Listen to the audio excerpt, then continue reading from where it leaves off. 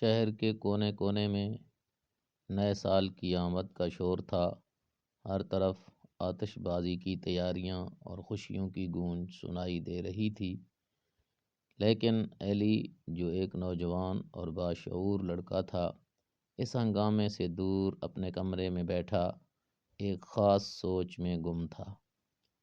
وہ اپنے سامنے کھلی ڈائری پر لکھ رہا تھا، 2024 تم نے مجھے بہت کچھ سکھایا، تم میرے لیے آزمائشوں اور نعمتوں کا سال رہے، لیکن اب وقت آ گیا ہے کہ میں تمہیں اللہ کے شکر کے ساتھ رخصت کروں۔ اسی لمحے ایلی کے والد کمرے میں داخل ہوئے۔ انہوں نے ایلی کو لکھتے ہوئے دیکھا اور مسکرا کر کہا، بیٹے کیا لکھ رہے ہو؟ ایلی نے مسکراتے ہوئے جواب دیا، ابا میں 2024 کو الوداع کہنے کے لیے اپنے دل کی باتیں لکھ رہا ہوں۔ میں ان لمحوں کو یاد کر رہا ہوں جب اللہ نے مجھے مشکل وقت میں سنبھالا اور جب میری دعائیں قبول ہوئیں۔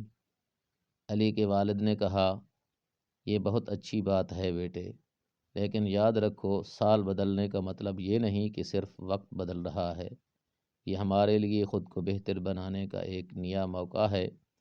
یہ سن کر علی نے ایک فیصلہ کیا۔ اس نے محلے کے بچوں اور دوستوں کو جمع کیا اور کہا، آج رات ہم 2024 کو ایک مختلف انداز میں الوداع کہیں گے۔ آؤ ہم سب مل کر قرآن پاک کی تلاوت کریں گے، دعائیں مانگیں گے اور اللہ کا شکر ادا کریں گے۔ رات کو جب ہر طرف آتش بازی کا شور تھا، علی اور اس کے دوست مسجد میں جمع تھے۔ انہوں نے سورہ یاسین کی تلاوت کی، پھر 2024 کے گزرے لمحوں پر شکر ادا کیا اور دعا کی کہ 2025 ان کے لیے برکتوں اور ہدایت کا سال ہو۔